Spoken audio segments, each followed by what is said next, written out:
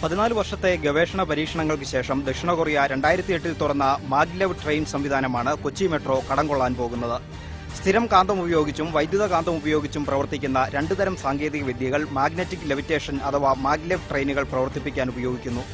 കാന്തിക ശക്തി ഉപയോഗിച്ച് പാളത്തിൽ തൊടാതെ അതിന് തൊട്ടുമുകളിലൂടെ ട്രെയിൻ മുന്നോട്ട് കുതിക്കുകയാണ് ചെയ്യുന്നത്.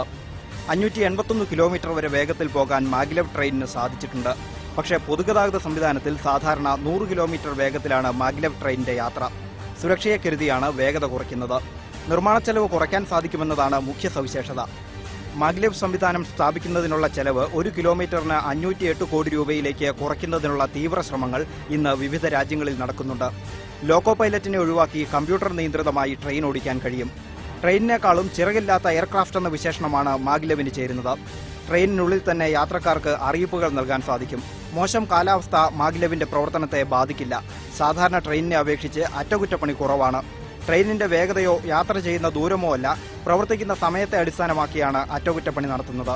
എത്ര വേഗമെടുത്താലും മാഗ്ലെവ് ട്രെയിൻ അധികം ശബ്ദമുണ്ടാക്കില്ല. അന്തരീക്ഷ മലിനീകരണമില്ലാത്തതിനാൽ ഇത് ഏറ്റവും പരിസ്ഥിതി സൗഹൃദമായ യാത്രാ സംവിധാനമാണ്. ഒരു ദശാബ്ദത്തെ ചരിത്രത്തിനിടയിൽ 3 അപകടങ്ങൾ മാത്രമാണ് മാഗ്ലെവ് ട്രെയിനുകൾ സൃഷ്ടിച്ചത്. ഇതിൽ ജീവഹാനിയുണ്ടായത് 2006-ൽ ജർമ്മനിയിൽ നടന്ന അപകടത്തിൽ മാത്രം. അറ്റകുറ്റപ്പണിക്കായുള്ള ട്രെയിനുമായി കൂട്ടിയിടിച്ചുണ്ടായ അപകടമായിരുന്നിത്.